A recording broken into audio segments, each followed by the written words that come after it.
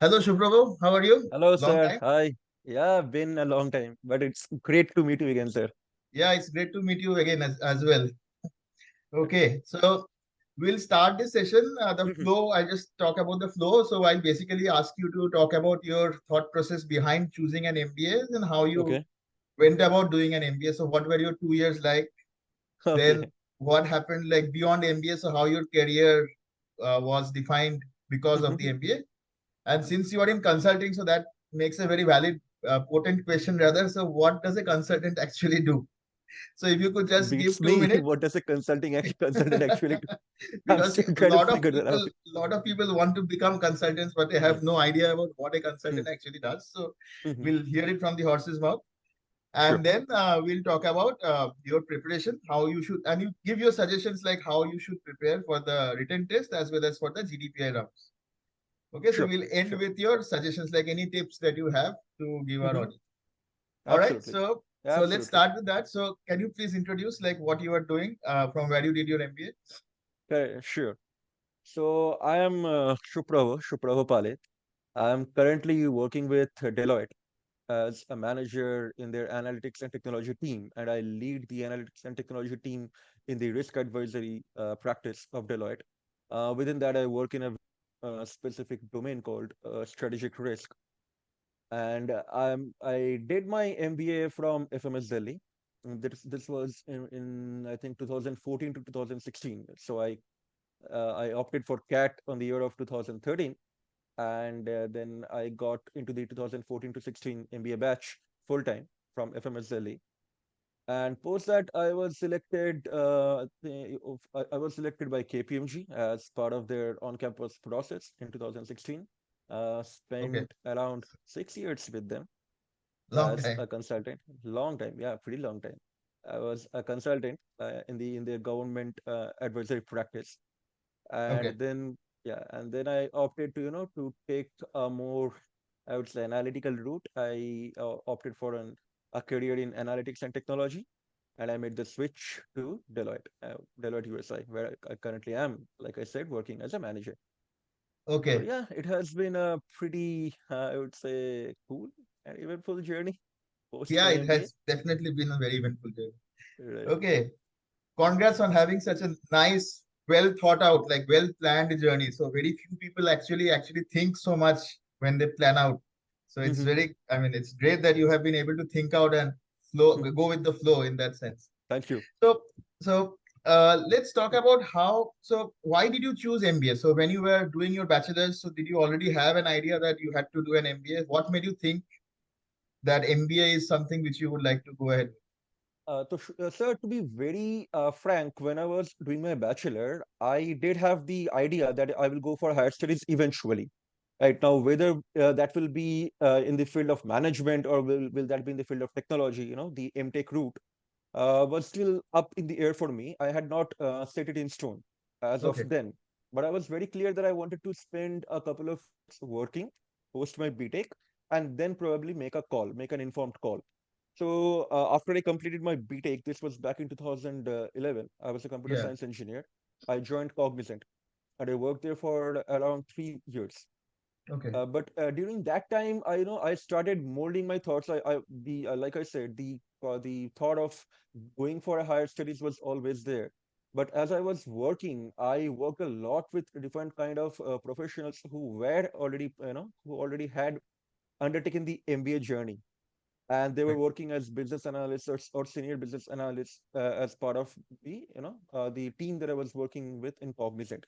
Now, working with them, I understood that the breadth, or rather the depth of knowledge that they have, right, is vast. It's quite vast. It's quite significant, and the way they approach a problem, the way they tackle different situations, right, and the way they would solve any kind of problem, that was really noteworthy and really commendable. And the common denominator for all of these people was all of them were MBAs across different renowned institutions. So okay, then I started, observing them, working with them closely and closely, and then I got to understand, I got to know the nitty gritties of what happens in an MBA life, at least to the extent possible. and how the MBA life inculcates in you the problem solving tactic, right? Any kind of problem, Right. and how it teaches you to look at the bigger picture. So that Exactly. is that kind of struck a chord with me, and I decided that more than just being more than what I'm doing currently or back then, what I was doing back then, which is the role of a coder, I would probably like to expand my horizons in the line of management. Right, I would like to approach a problem from with a wider perspective as to why we are doing only Exactly. rather than only doing the thing, right, which I'm Exactly. being told to do, to Right. expand my visions, my horizon, and everything. I decided that maybe this is the way to go for me. Now, the question is, would it have been possible if I had grown organically, right? If I had grown in my role, probably yes, it would have been. But the MBA life, it actually teaches you. It actually uh, it actually teaches you through the entire curriculum, through the entire experience, how to fast track that kind of mindset, how you approach any problem, right, within seconds, and how you automatically try to break a problem down into its bare essentials, how you modularize a problem, and how you actually bring it all together and solve it solve it in a step by step manner, and yet in a very fast manner. That is something the entire MBA curriculum prepares you for. So MBA is something that I would say it's not just a course. It's really I would say a life experience that one that Exactly. that prepares someone for what is to come next, and it fast tracks your career definitely. I mean, So it's obviously not like a typical theoretical BTech course. Like, exactly, exactly, yeah, exactly. So where you you c- just you can you can you can read books, right? You can read books. You can attend classes. You can take notes and everything. But even more than that, it's the entire MBA curriculum, right? It's the way you're participating in the class. It's the way you're exactly thinking through a problem. It's the way your peers are behaving around you, and it's the way you learn not just from the teachers or from the books, but from your peers as well. Everything and collectively will prepare you for right. the professional that you will become, and that I think is only possible in a course like MBA. So that's The why the I mean, doing an MBA as a distance format or all these courses that are there are Hmm, not actually for people absolutely, who have no experience. So absolutely, for absolutely. people who are already got a lot of experience, for them it's fine because they Hmm, already know that idea. But hmm, someone who is a fresher and hmm. who is just starting his or her journey in the business or corporate domain, Right, proper 2 year or a 1 year, depending on whether you're doing abroad or in India, but that right, full-time life in campus is what right. is important. Absolutely, absolutely. So I would say that even for people who have 2 to 3 years of experience, a full-time MBA has no substitute. You go to the campus, you live the MBA life, you Exactly. be part of you be part of a peer group that that has like-minded people from various strata, people who are coming Right. from various backgrounds. And nowadays, MBA, the MBA curriculum, they focus a lot on diversified fields, people who are coming from Right. diverse fields. So you have people who are coming from diverse career strata. They have their own thinking, but all of them at the end of the day are geared towards making a career in management. And you learn from them, you learn from their thought process, you learn the way they're approaching a problem, and you mold yourself to take the best out of your peers, right? And you Right. become a better professional eventually. There is Exactly. absolutely no substitute for a 2 year rigorous full-time MBA curriculum in our country if you have to make a career in management, and if you have to grow as True. grow in the corporate ladder. Absolutely, there is no substitute. Yeah. Very well said. Yeah. It's very true. Very true. So once let's say you decided that okay, so we'll do a Sure, full time. I will do a full time 2 year MBA program and all. So then you started doing the preparation for that process, right? So correct. you realize that there are two parts to it. One is the written test, which you clear. Then you have to Absolutely, appear for the GDPI, and the absolutely, essays absolutely. were not there at that point. But yeah, it's more or less the same thing then. So Right. how did you prepare your entire journey? So if you could highlight. And I would like to add one thing here. So Yeah. many people, they think that first let me clear cat, and then I will go. Then I will start prepping for GWPI, GDPI, right? But I would recommend that do it in parallel. Definitely, CAT is the first hurdle, but it's Oh, only the first hurdle, right? And you still have to go through the other thing. And the earlier you start your preparation, the more all-rounded your preparation will be. So you don't have to scurry and hurry after you have cleared your cat. Hopefully true, everyone true. does. After you have cleared your cat, you don't have to skedaddle and then cram your head with everything that you True, can. true. I would I mean, say, it's not possible also. Like general absolutely, knowledge, current absolutely, affairs, you can't just memorize for the whole absolutely, year in just 2 months. You have to start absolutely. early. Yeah, yeah. Correct. I was a working professional, Right. and at that point of time, I was kind of involved in different kind of engagements, which led to a very hectic kind of professional life. But every weekend, right, even when I was having a very rigorous time at office, the 2 hours that I would spend, for 2 days in the weekends, right, even if I was not being able to, spend much time for my studies, the 2 hours that I spent in those sessions, right, were really helpful. So be it online, I would my one recommendation is that be it online coaching, be it actual coaching, be part of a cohort that will help you stay in touch, that will help you keep in touch with your studies, because that's very important. For some reason, if there is a lag, or if there is a gap in your preparation, right, then Mhm. coming back from it, then recovering from it becomes a bit difficult, Right, because the entire preparation, it happens in a flow. right, exactly. I prepared, I would say I prepared for around my examination was in on September. I remember the date, 6 September. And I Okay. started prepping, yeah, 6 September 2013, red letter day of my life. I mean, come hell or high water, I was certain of one thing, that I will not put even a single day gap in my preparation, come what may. So even when I had to, even when I had to work for long hours, and no matter how tired I would be, I would still come back. And even if I have to, and I'm not exaggerating, but even if I have to, I will look at one math problem or one English question Yeah, before I that's very avoid it. important actually. That's People absolutely nowadays, I mean, often those who are, they often think that, okay, I'm too tired. They don't lack that discipline. So you have to have the discipline for at least this 1 year period. So right, if you want to right, get your dreams, you have to put in the hard work. So there's no absolutely. alternative there. True. And that continuity is very important. It is very important to to not have a break in your preparations. Right. So that's something I would say would be the first recommendation for anyone that's aspiring to have a great CAT score.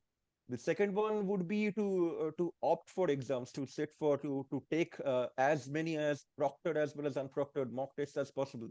Right. Because at the end of the day, CAT is not just about what you are doing, but it's also about where you're placed compared to your peers around the country. So Exactly. so take as many as possible, get to know where you are and where you can improve, because it may be that you are very good in your normal setting, in a normal classroom setting, or even when you're prepping, you may feel that you're very good. Exactly. But having that exam efficiency, and more importantly, knowing exactly where you land against the country, against the other professionals, other aspirants in the country, that Yeah. is also very important to find out True. exactly True. where you lack, or rather where you can improve. So take Also, the as professional many as settings possible. during the test as a Absolutely, experience is absolutely, very important. I mean, otherwise, absolutely, I mean, suddenly you land up on the test day without having taken sufficient number of absolutely, mocks, you will not be able to adapt, like sitting down 2 hours and exactly. then Exactly. That was another point that I wanted to mention. So, one of the hard, and you would probably also, agree that one of the hardest parts of this exam, even more than the complexity of the problems, is having to sit there for the entirety of ex 2 hours exactly, exactly. So and it's keeping your very difficult. concentration. Yeah, Yeah, with complete alertness. Yeah, it's very difficult. I mean, absolutely, absolutely, absolutely. true, And true. one of the strategies that I undertook was I focused a lot on VA, and I focused a Okay. lot on LR and DI. So statistically saying, still the number of engineers that take CAT is quite high, and Yes, many of them are actually very good in quants, right? true. So maybe that is where you can make a difference, right? You can make a difference with your VA, you can make a difference with your logical thinking and data interpretation. data True. interpretation, because more often than not, you have to solve the questions at a very quick pace, which many people might falter, right? They may take a lot of time to Exactly. do Exactly. DII, right? So, I mean, So if I want to put it like this, then whatever is your weakness, you should focus more on that. So, if you know that, for example, VA is your strength for someone else, like for you, quant was your strength. So, you focus more on VA and LRDI. So, someone else who has VA as his or her strength, so you should focus more on LRDI absolutely, and quant, absolutely, because every section has its cutoff, right? If you don't right, get one, then you don't get. It doesn't matter correct, how much you get overall. correct, correct, correct. Exactly. So CAT is an exam where you're not, you are not just judged on your overall score. Right, there Exactly. are sectional stuff that you have to take care of. So definitely, I mean, you really cannot have a weakness and then hope to have a good overall percentile in CAT, or hope to get True. Very good true. from Very CAT. true. So definitely, it has to be an all-round effort. Yeah, So once the cat is out of the way, then you have the GDPI. So I think that's actually a bigger challenge, because now you are with absolutely, like-minded people who have actually cleared the cat. So they have a right, particular level of IQ. So correct, they are almost equal to you. absolutely, So yeah. So how do you take that up? So you start doing current affairs and all that from the beginning. So as you said absolutely. I already, did, I did, I did. Yeah, at the start. But then what about the other aspects? So how do you brush up on your, let's say, questions on like about yourself, about your strengths? So how do you prepare for those things? Is it like you try to memorize those things, which is obviously not the absolutely, correct way? I mean, so how do you absolutely not. bring about a change in your outlook? That's Right. what I want to ask. Right. So for all of this, I follow a very simple. I follow a very simple philosophy. You may even find it on the internet. It's called ELI 5. So explain like I am five. So you have to know everything, right, about yourself and about whatever it is that you are studying, be it current affairs, right, be it be it any kind of GK stuff that you're trying to inculcate in yourself. You have to know that, right, so thoroughly that you can really talk about it with a 5-year-old. So that is the philosophy that I kind of inculcate or follow very even now I follow that throughout my Yeah, life that's as that's well, actually very, right? very So important. Yeah. you don't actually have to cram, you don't actually have to memorize, as long as you True. know a stuff so well, right, that you can explain something to a 5-year-old. So what I would use to do is I would read something, and then I would try to understand what I'm reading. And then I would try to bring my own POV, right? My own explanation to it. So I Exactly. would not mark. Probably I would remember a few data points, right? Because Exactly. data Yeah. points, they Facts land you have to credits. know a bit. Yes. Absolutely, right. But then I would have completely my own POV, my own thought process about it. And it would be in a very simple and lucid manner, right? You don't have to use jargons. You don't have to, True. keep in mind all those big words, but you have to have a very well thorough knowledge about whatever it is you're reading, so that you can talk about it, you can explain it, right? And you can Exactly. do the same during an extempore, you can do the same during a writing ability test, you can do the same during a GD. So as Exactly. long as you are True. clear on that, as long as you have a clear thought process, and that can only come if you read a lot, right? And if you very carefully observe how really good people who are very good, very eloquent, who are very good at speaking, how they are talking about it, how well they are expressing their ideas, how articulate they are. So as long as follow these kind of stuff, right, it can be True. through YouTube videos, it can be through any kind of other sources as well, right? Also, But as long interacting as with you peers also is a very good way interacting of. with peers, absolutely, absolutely, absolutely. So as long as you do that, you don't have to cram, you don't have to memorize, because True. it True. will be deeply ingrained within yourself. Exactly. In fact, a lot of interviews actually have this question, like explain to me as if I don't know anything. So you explain to me from basics. Yes. So a lot Right, of lot of interviews actually ask this question. So it's a very good correct, point that you mentioned. absolutely. And that way, like I said, that way you don't have to keep everything by hearted. You just know the True. True. basics and you can talk about it. Exactly. Exactly. So it was great talking to you. So you gave a lot of points. So about how you should prepare, about the GDPI process. So before we call it a day for now, so you have any special tips that you want to give to the audience for, let's say, those who are trying to appear for CAT 2024, maybe? Right, absolutely. So, first thing is, there is no there is no alternative to preparation and hard work, right? True. Prepare as much as you can. There is no such thing as too much when you are preparing for something like CAT, right? Exactly. Don't make sure that there is no major gap in your preparation, right? Try to prepare every day if you can. If not, try to prepare as frequently as you can. Make sure that there are no major gaps. It becomes difficult to recuperate once there is a major gap.